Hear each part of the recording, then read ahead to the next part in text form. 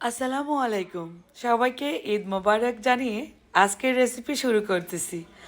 আজ তৈরি করে দেখাবো দারুণ মজার, মুখে লেগে থাকার মতো সেমাই। যদি রেসিপি জানা থাকে তাহলে কিন্তু যে কেউ তৈরি করে নিতে পারবেন এই মুখে লেগে থাকার মতো সেমাই। তো আর কথা নয়, চলুন দেখে নিই আজকের মূল রেসিপি। আমি এখানে হাফ লিটার দুধ জাল করে নিচ্ছি। দুধটাকে ঘন করে জাল করে নিতে হবে। এর মধ্যে দিয়ে দিচ্ছি 1 কাপ পরিমাণ চিনি। দুধ ঠান্ডা হতে থাক।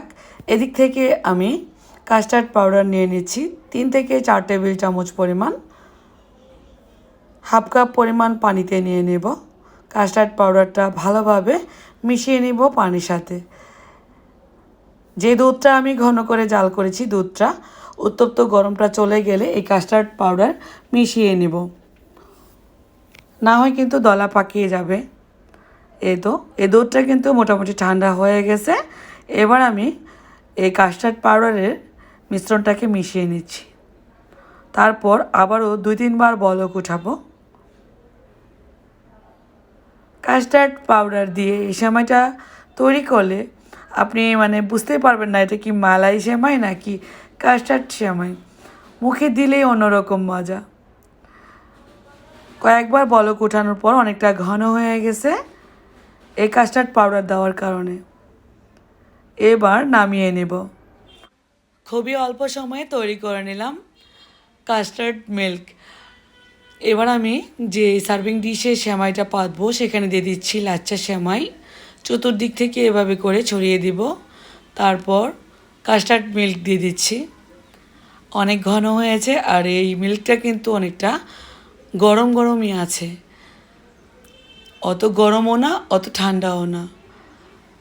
উত্তপ্ত গরম অবস্থায় দিলে সেমাইটা তাহলে কিন্তু সেমাই একদম নরম জাউ হয়ে যাবে, টেস্ট ভালো আসবে না। এভাবে করে ধাপে ধাপে সেমাই দিয়ে এই কাস্টার্ড মিল্ক দিয়ে দিতে পারেন। এই তো আমি সম্পূর্ণটা দিয়ে দিলাম। তারপর এভাবে করে একটু হালকা করে গুছিয়ে দিচ্ছি। ওপর থেকে আরও কিছু পরিমাণ লাচ্চা সেমাই দিয়ে দিচ্ছি। গরম গরম অবস্থায় এটা আস্তে আস্তে নরম হতে থাকবে। অত নরম হবে না, মুখে দিলেই মুখে লাগবে এমন হবে এই সেমাইটা। এখন এর মধ্যে আপনাদের পছন্দ মতো ড্রাই ফ্রুটস দিয়ে সাজিয়ে নিতে পারেন। আর আমি ভেতর থেকে দেখিয়ে দিচ্ছি এটার ঘনত্বটা। এই তো আস্তে আস্তে নরম হচ্ছে সেমাইটা, একদম জাউ হয়ে যাবে না। ওপর থেকে আমি কাঠবাদাম, পেস্তা বাদাম, কাজু বাদাম দিয়ে একটু সাজিয়ে নিচ্ছি। দেখতে সুন্দর লাগবে, খেতেও মজা লাগবে। খুব সহজেই তৈরি হয়ে গেল মজার একটি সেমাই ডেজার্ট। আশা করব এবার ঈদে আপনারা তৈরি করে নিতে পারবেন। কেমন লাগলো রেসিপি কমেন্ট করে লিখে জানাবেন। ভালো লাগলে বেশি বেশি করে শেয়ার করে দেবেন।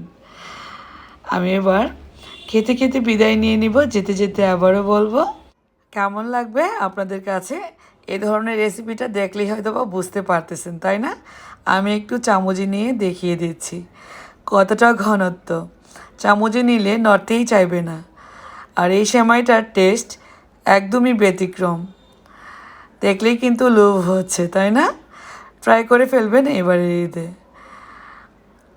তো সবাইকে ঈদের শুভেচ্ছা জানিয়ে আমি বিদায় নিয়ে নিব খেতে খেতে। সবাই ভালো থাকবেন, সুস্থ থাকবেন।